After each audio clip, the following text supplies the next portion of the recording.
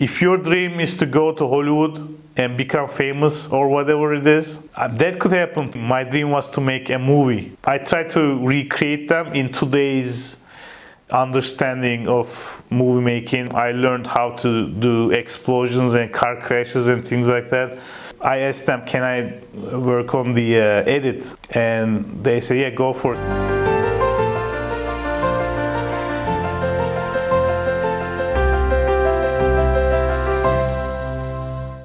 I'm Ahmet Atalay. I'm 43 years old. I worked as a trailer editor in Hollywood. I also make movies, short films, and music videos. I started this career as an editor first. I do movie trailers, video game trailers, and I started doing this around 2002. After I finished the college, I was accepted to Miramax Films in New York as an intern. I was invited from Istanbul. I right away started cutting TV spots and trailers for the company. Actually, my first trailer was Pokemon Forever.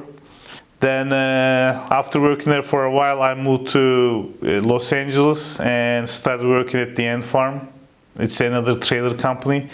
And at the Ant Farm, I did a lot of movie trailers and video game trailers. Movie trailers, I did Mission Impossible Fallout. In Berlin, one life over millions. And now the world is at risk. A lot of Transformers movies, other Mission Impossible movies like Rogue Nation. And I did Iron Man and some Pirates of the Caribbean movies. I worked on everything pretty much. Also in video games, I did Call of Duty, Modern Warfare 1, 2, Advanced Warfare, and Assassin's Creed, and a bunch of other games. So I did all these until around 2019. After 2019, I made a short film called The Cure, and right now it has about 20 million views on YouTube. Then I did Faster, another short film. Then I did a TV show episode called Börü 2039. And now I'm working on feature film version of The Cure in Hollywood, and hopefully we'll make it happen next year. It's a mix of luck, hard work, and determination, I would say. I was invited to Miramax Films not because they just liked who I am or they just felt like inviting me. I did some work at college. When everybody else was partying, I would go to the editing room and make videos. So I did a lot of videos at school in Istanbul Big University, and those work added up. And after a certain point, like one of my college teachers decided to send those videos to New York for me. And in New York, they liked what they saw. They liked my work, and so that's how they invited me to do internship with them. So internship at Miramax Films was a very good experience.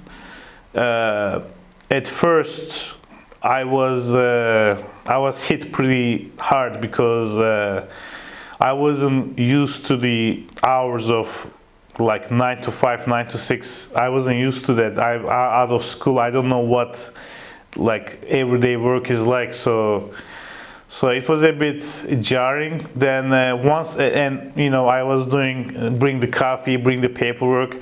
I said, okay, this is boring. I can't deal with this. So right away I asked them, can I work on the edit?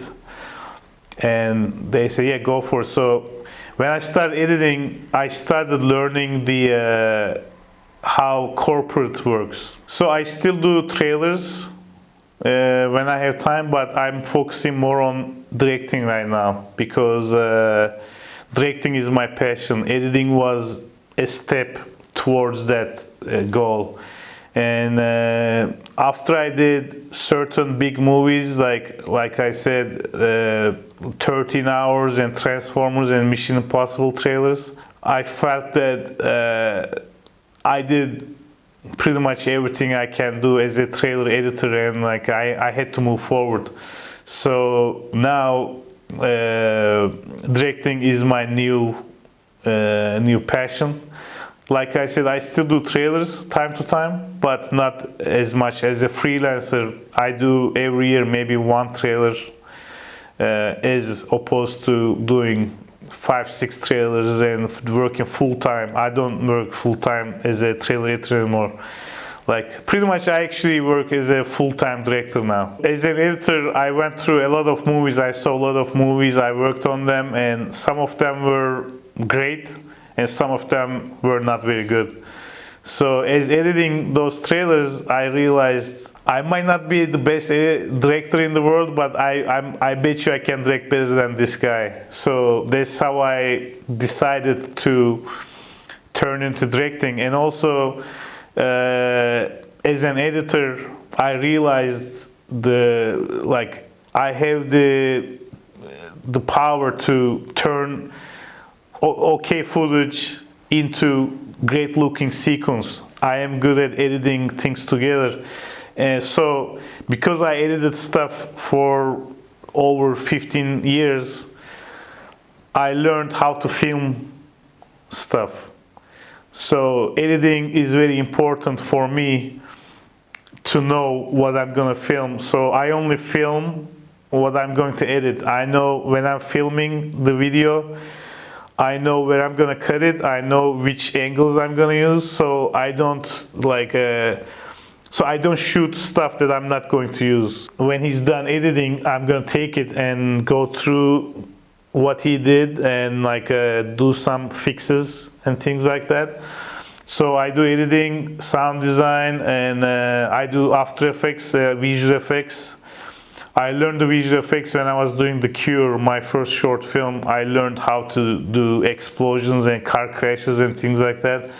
So, but in bigger movies, I don't want to do the visual effects because there's a lot of people who can do it better than me. But anyway, it's good to be able to do all of these things. So even if you are not doing it yourself, if you know how to do it, it's easier to talk to the person who's doing those things, you know. It's easier to give them directions because you know how it's done.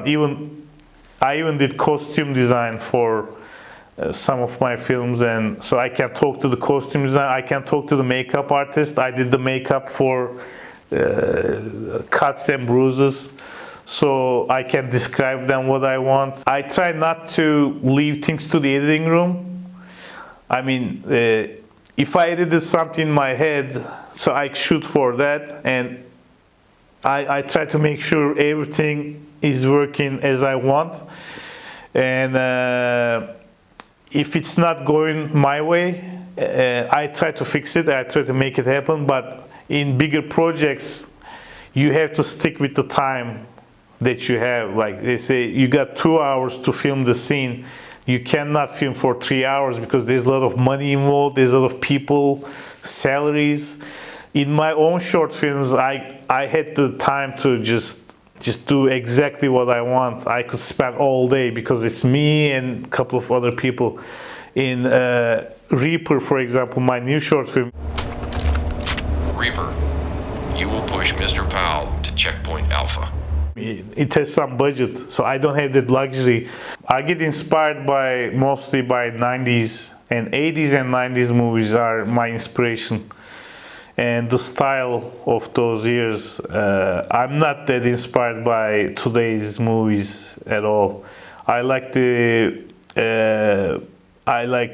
Michael Mann movies, Michael Bay movies. I like Mel Gibson's Braveheart type and Ronin and John Woo films from Hong Kong. So yeah, my inspiration mostly comes from 90s and 80s, but I try to recreate them in today's understanding of movie making. You know, like those people didn't have the technology that we have, so we are lucky in a way to have access to what we have. But I also try to stick with the cinematography and camera work and narrative storytelling of the 90s and 80s. We go back to the trailers. My most precious work is probably one of my latest, Mission Impossible Fallout. That's pretty much the best trailer I did, I think, and it was chosen as the best trailer of the year by Forbes magazine in 2018.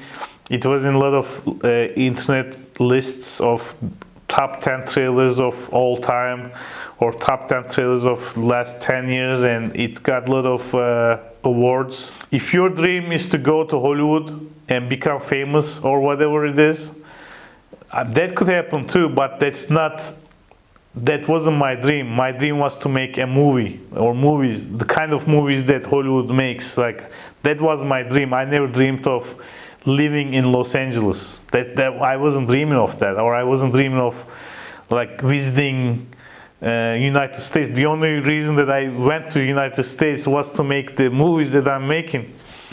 So I think your goal has to be what you want to do in life.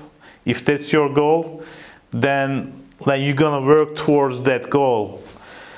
Because if I don't make movies, I don't know what I'm gonna do. That's how I felt. Like, I have to do this because there's nothing else that I want to do, and this is what I want to do. So your dream has to be this. If you dream of something, but if you can't live without that dream, then it's very difficult to reach that dream, because you can live without it. I was like, I can't, because that's the only thing I know how to do, and that's what I want to do. If I don't do that, I'm not gonna fulfill my what I have to be doing. So again, if your dream is big enough, if you really want that stuff, then it is possible to do it. But you have to work towards that dream, and you have to be consistent. You have to keep going and going, and you have to be really focused on that dream.